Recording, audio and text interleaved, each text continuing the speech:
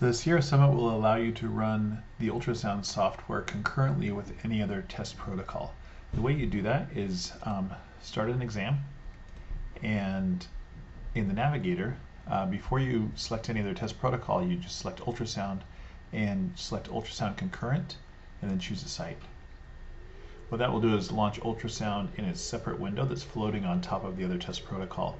If you have two monitors, you can actually have that second window on a second monitor, but when you're just using a single monitor, it will just be floating on top, and you can either minimize it or you can move it around the display.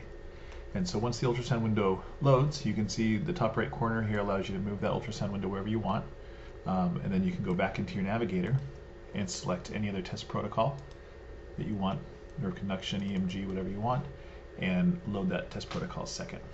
So now that you have both test protocols open, you can easily toggle back and forth. If you click in the ultrasound window, the knobs and buttons on the base unit will be set to control the ultrasound. And if you click in the EMG window or anywhere in the other test protocol that you're running, then it will toggle the base unit to control that test protocol. So that's how you toggle the base unit to control one or the other. When you're finished with the ultrasound, it's going to stay open actually in the background until you're done with the exam. So you can just minimize it when you don't need it, and then continue on with your exam. And if you want to bring back ultrasound at any time during this exam, just go into your taskbar and select the ultrasound, and it'll bring that window back up, and you can adjust that and move it where you want. When you actually hit the home screen to close the exam, that will close both the ultrasound and whatever other test protocols you're in.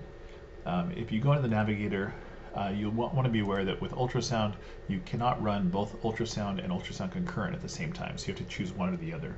If I want to go back to just my regular ultrasound mode, I'll need to close out of this study and then resume it, and then the next time it's open I can go ahead and choose the other ultrasound mode.